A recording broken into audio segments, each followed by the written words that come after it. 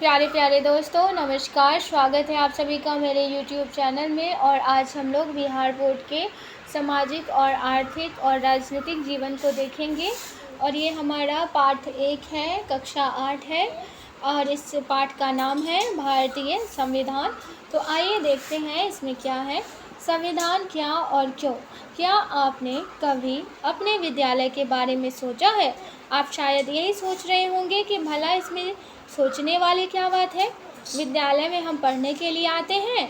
इसमें एक प्रधान अध्यापक एवं कई अध्यापक अध्यापिकाएं होते हैं जो अलग अलग विषय पढ़ाते हैं। ये बातें जो शायद आपको साधारण सी लगती हो, परंतु उतनी साधारण है नहीं, क्योंकि किसी भी विद्यालय को सुनिश्चित तरीके से चलाने के लिए कुछ कायदे कानून होते हैं। जैसे बच्चों के विद्यालय में नामांकन के लिए एक निश्चित उम्र और समय का होना, हर एक कक्षा का एक निश्चित पाठ्यक्रम होना, प्रत्येक विषय के लिए योग्य शिक्षक या शिक्षिकाओं का होना तथा एक प्रधान शिक्षक का होना, जिस पर पूरे विद्यालय को सुचारू रूप से चलाने की जिम्मेदारी होती है। विद्यालय के जिन नियमों की तरफ हमने आपका ध्यान दिलाया, ये भी कुछ बुनियादी कानूनों पर आधारित होते हैं।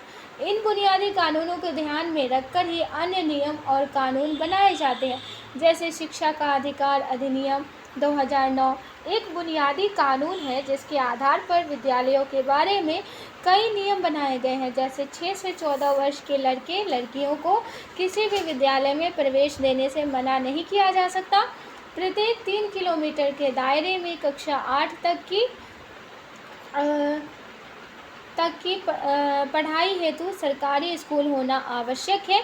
और कक्षा 1 से 5 तक के विद्यालयों में छात्र शिक्षक का अनुपात 30:1 होना चाहिए। यहाँ पर आप अपने विद्यालय में जिन नियमों का पालन करते हैं उनकी एक सूची तैयार कीजिए। आपकी शिक्षिका विद्यालय में किन नियमों का पालन करती है, उनसे चर्चा कीजिए और सूची तैयार कीजिए। ज़रा सोच के बताइए कि आपके विद्यालय के प्रधान अध्यापक को विद्यालय चलाने के लिए किन किन समस्याओं का सामना करना पड़ता होगा। अब सोचने वाली बात यह है कि जैसे एक विद्यालय को चलाने के लिए इतने सारे नियमों की ज़रूरत पड़ती है, उसी तरह देश को चलाने के लिए भी कुछ मूलभूत नियमों की आवश्यकता पड़ती है, जिसका पालन उस देश में रह रहे नागरिकों और सरकार दोनों को ही करना पड़ता है। इन नियमों की समूह ही संविधान कहलाता है। शिक्षा का अधिकार अधिनियम 2009 पर अपने वर्ग में अलग अलग समूह में समूह चर्चा कीजिए और उसकी मुख्य बातों को चार्ट पेपर पर लिखकर अपनी कक्ष में सजाइए। इसके लिए पहले आपको कई स्रोतों जैसे अखबार, इंटरनेट या अपने शिक्षकों से जानकारी इकट्ठी करनी पड़ेगी। पढ़ाई है तो सरकारी स्कूल का होना आवश्यक है। भारतीय संविधान अंग्रेजी हुकूमत के खिलाफ लंबे संघर्ष एवं अन्य देशों के संविधान के अनुभवों का नतीजा है। यह भिन्न समूहों, जातियों एवं अलग अलग क्षेत्रों में के ज्ञानी एवं अनुभवी लोगों की सोच का परिणाम है। भारतीय संविधान केवल यह नहीं बताता है कि देश की शासन व्यवस्था क्या होगी, बल्कि यह भी दर्शाता है कि हम किस तरह के समाज का निर्माण करना चाहते हैं, उस समाज में किन आदर्शों की रक्षा की जानी चाहिए, समाज में रहने वाले लोगों को कौन कौन से अधिकार प्राप्त होने चाहिए, उनके क्या क्या कर्तव्य होने चाहिए। साथ ही सबसे अहम बात है कि उन अधिकारों की रक्षा कैसे की जानी चाहिए जिससे सभी का भला हो। अब कल्पना कीजिए कि आप नहरवाल नामक इलाके में रहते हैं। आप चाहते हैं कि यहाँ पर रहने वाले सभी लोग शांतिपूर्ण ढंग से रहें और ज़रूरत पड़ने पर एक दूसरे का सहयोग करें। यदि उनमें आपसी मतभेद हो तो उसका हल किसी निर्धारित प्रक्रिया के माध्यम से निकाला जा सके। उनके झगड़े के हल करने का कोई खास तरीका हो और सभी लोगों को उनकी योग्यता के अनुसार काम मिले। दिए गए उद्देश्यों को पूरा करने के लिए आप नहरवाल इलाके के कौन से कानून बनाएंगे? यह तो हो गई कानून बनाने की बात। अब यह तय कैसे करेंगे कि इन कानूनों को कैसे लागू किया जाए। रामू, आज तुम्हारी औरत काम करने नहीं आई। आज उसकी तबीयत बहुत ख़राब है मालिक। तो तुमने अपनी बेटी मुन्नी को क्यों नहीं भेजा? घर में बर्तन बहुत पड़े हुए हैं। 2 सरला बहन के घर पढ़ने गई है। क्यों, फिर यह काम कौन करेगा? आओ तुझसे उसे तुरंत जाके बुला के लाओ। एक दिन नहीं पढ़ेगी तो उसका क्या बिगड़ेगा? कुछ ही देर में रामू हाँफते हुए लौटता है और कहता है, मालिक, सरला बहन जी ने मुझे कहा कि अगर तुम मुन्नी की पढ़ाई छुड़ाकर उससे काम करवाओगे तो मैं रपट कर दूंगी। सरला बहन ने मुन्नी को काम पर क्यों नहीं जाने दिया? अपने घर के बुजुर्गों से चर्चा कीजिए कि क्या उन्होंने कभी ऐसी घटना देखी है। यदि आप सभी को ऊपर दी गई परिस्थितियों के अनुसार दिए गए इलाकों के लिए कुछ मूलभूत नियम बनाने का कार्य दिया जाए तो अगले पृष्ठ में दी गई बातों को आप कैसे तय करेंगे?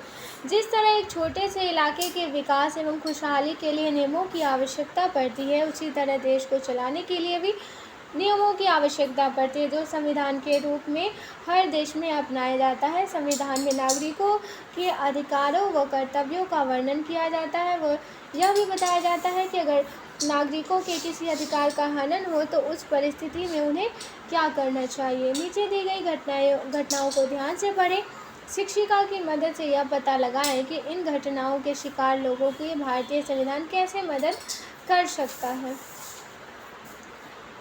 और है, संविधान केवल नियमों एवं कानूनों का संग्रह ही नहीं जो समाज के राजनीतिक पहलू को बताता है, बल्कि यह लोगों के दैनिक जीवन के क्रियाकलापों को भी कहीं न कहीं प्रभावित करता है। संविधान सरकार को जनहित में कार्य करने की दिशा देता है, जिससे सभी लोगों का, खास तौर से समाज के पिछड़े और कमज़ोर वर्गों का विकास हो सके, जैसे अनुसूचित जाति और जनजातियों के बच्चों के लिए छात्रवृत्ति योजना, वृद्ध पेंशन योजना इत्यादि।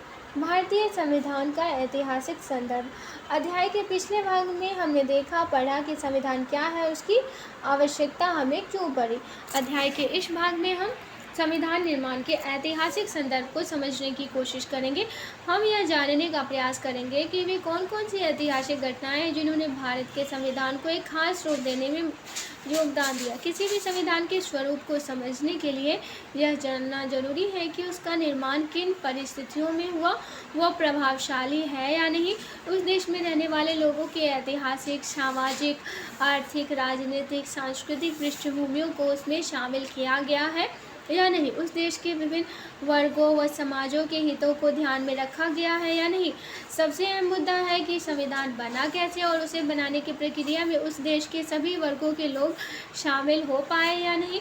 सन 1885 में भारतीय राष्ट्रीय कांग्रेस के गठन के बाद आने वाले कुछ वर्षों में ही भारतीय राष्ट्रीय कांग्रेस और देश के कई अन्य संगठन संवैधानिक सुधारों और कानून बनाने वाली संस्थाओं में भारतीयों को अधिक से अधिक संख्या में शामिल करने की मांग करने लगे।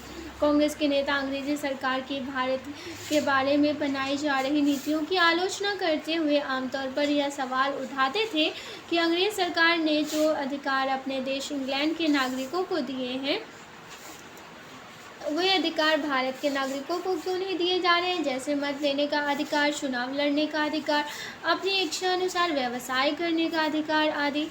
भारत के लोगों की शुरुआती मांगों में मुख्य रूप से यह बात शामिल थी कि भारत के लिए कानून बनाने वाली संस्था जैसे नेशनल असेंबली आदि में भारतीय प्रतिनिधियों को अधिक से अधिक संख्या में शामिल किया जाए, असेंबली में बजट पर प्रश्न पूछने का अधिकार दिया जाए एवं भारत के न्यायाधीशों को यूरोप में तथा अन्य देशों तक इंग्लैंड के नागरिकों के खिलाफ मुकदमे सुनने का अधिकार दिया जाए। इसी बीच घटी अन्य घटनाओं ने भी संविधान की मांग को प्रभावित किया। 1920 में भारतीय राष्ट्रीय कांग्रेस ने भारत के लोगों द्वारा अपना संविधान खुद बनाने की स्पष्ट मांग रखी। सन 1928 में मोतीलाल नेहरू और कांग्रेस के 8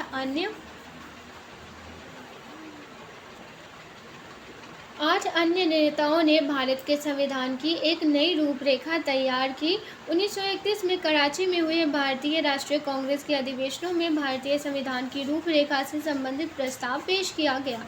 इन दोनों प्रस्तावों में कुछ बुनियादी मूल्यों का समावेश किया गया था, जैसे सार्वभौमिक वयस्क मताधिकार, स्वतंत्रता और समानता का अधिकार, संसदीय एवं उत्तरदायी सरकार एवं अल्पसंख्यकों के अधिकारों की रक्षा। 1934 में एक स्वतंत्र संविधान सभा की मांग की गई, जो द्वितीय विश्व युद्ध के दौरान और तेज हो गई। अंततः दिसंबर 1946 में संविधान सभा का गठन किया गया, जिसके अंतरिम अध्यक्ष डॉक्टर सच्चिदानंद सिन्हा थे और उनकी अध्यक्षता में डॉक्टर राजेंद्र प्रसाद संविधान सभा के निर्वाचित अध्यक्ष बनाए गए। ये दोनों विभूतियाँ बिहार के ही निवासी थे। संविधान के बुनियादी मूल्य।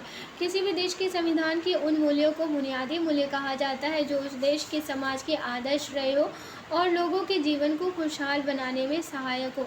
भारत के संविधान के निर्माण के समय भी ऐसे आदर्शों को संविधान के मूल्यों के रूप में पहचाना गया जिन आदर्शों को भारत के लोगों ने सदियों से अपनाया था।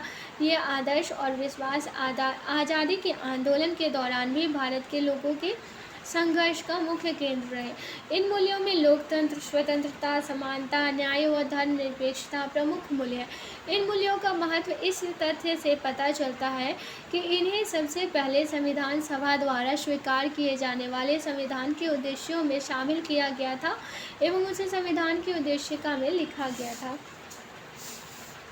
लोकतंत्र। भारत में आज़ादी के दौरान एक आम सहमति बन चुकी थी कि भारतीय शासन व्यवस्था में ऐसे लोकतंत्र पर आधारित होगी जिसमें सभी की समान भागीदारी हो। भागीदारी का क्या अर्थ होता है, इसको पढ़ने के लिए हमें एक अनुभव पर विचार करते हैं। यहाँ पे अरवल बिहार खेत मजदूर यूनियन की एक सभा को संबोधित करती हुई महिला, यहाँ पटना साहिब की चित्र है और स्कूल जाती हुई कुछ बच्चियों की चित्र दिया गया है। यदि सारे कार्यक्रमों को शामिल किया जाता तो पूरा दिन लग जाता और किसी कार्यक्रम को छोड़ दिया जाता तो बच्चों को कोमल हृदय में ठेस पहुंचती। शिक्षिका ने बच्चों की आम सहमति से 10 बच्चों की एक टोली को कार्यक्रम की रूपरेखा बनाने का भार सौंपा। उन्होंने सभी बच्चों की बातों को सुना और आम सहमति से कार्यक्रम का चयन किया। कार्यक्रमों के चयन में सभी ने भागीदारी निभाई, इसलिए सारे बच्चे बहुत प्रसन्न थे और कार्यक्रम के आयोजन का इंतजार कर रहे थे। स्वतंत्रता। लोकतंत्र की सफलता का मुख्य आधार उस देश में निवास करने वाले लोगों की स्वतंत्रता से है। जरा सोचिए, यदि लोग अपने विचारों को स्वतंत्र रूप से व्यक्त करने में न रहे तो वो कैसे स्वतंत्र होंगे। भारतीय राष्ट्रीय कांग्रेस द्वारा 25 पैसे वार्षिक चंदा लेकर सभी को सदस्यता देना और सार्वभौमिक वयस्क मताधिकार की मांग करना समानता की तरफ उठाए जाने वाले महत्वपूर्ण कदम थे।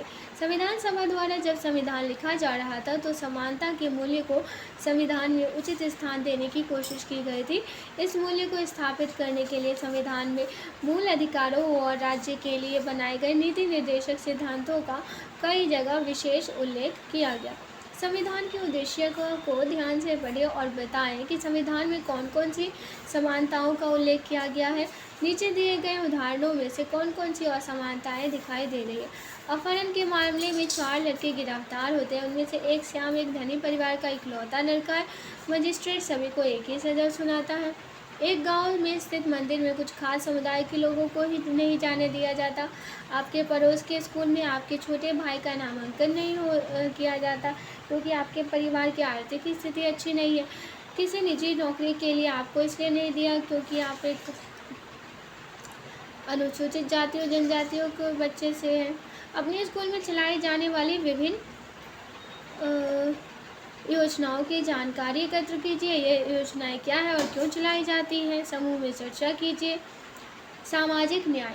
भारतीय समाज में पाई जाने वाली तरह तरह की असमानताओं को ध्यान में रखते हुए संविधान ने सामाजिक न्याय को एक प्रमुख मूल्य के तौर पर स्थापित करने की कोशिश की है। सामाजिक न्याय का मतलब है समाज के पिछड़े हुए वर्गों को समाज के बाकी वर्गों के बराबर खड़े करने की कोशिश से है ताकि कई हजार सालों में इन वर्गों के साथ जो अन्याय हुआ है उसके प्रभाव को कुछ हद तक कम किया जा सके।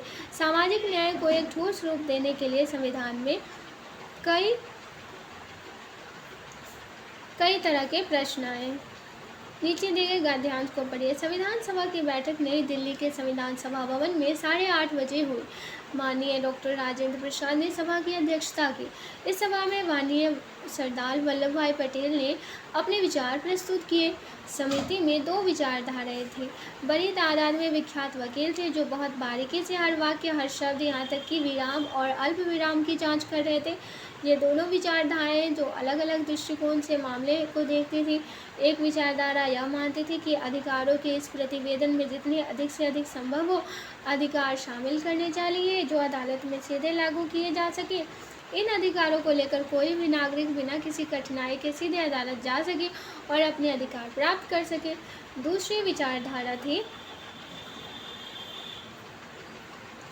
दूसरी विचारधारा का मत था कि मूल अधिकारों को कुछ ऐसी बहुत अनिवार्य बातों तक सीमित रखा जाना चाहिए जिन्हें आधारभूत माना जा सके। दोनों विचारधाराओं में काफ़ी बहस हुई और अंत में एक बीच का रास्ता निकाला गया जिसे एक अच्छा मध्यम वर्ग माना गया। दोनों विचारधाराओं के लोगों ने सिर्फ एक देश के मूल अधिकारों का अध्ययन नहीं किया बल्कि दुनिया के लगभग हर देश के मूल अधिकारों का अध्ययन किया।